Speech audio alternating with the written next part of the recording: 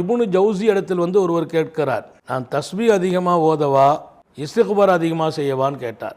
அவங்க ஒரு பதில் தான் சொன்னாங்க, எப்போ ஆடையில் அழுக்குப்பட்டு போச்சுன்னா அது அத்தர் பூசுறது நல்லதா சோப் போட்டு கழுகிறது நல்லதான்னு கேட்டார். அவர் பதில் சொல்ல முடியவில்லை.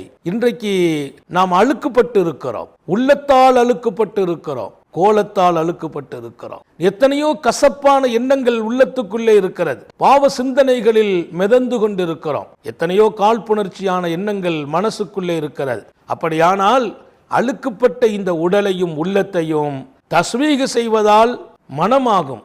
சோப்பு போட்டு கழுகினால் அழுக்கு நீங்கும். இஸ்திக்ஃபார் என்பது சோப்பு போட்டு கழுகுவதற்கு சமம். தஸ்பீஹ் என்பது அத்தர் பூசுவதற்கு சமம்.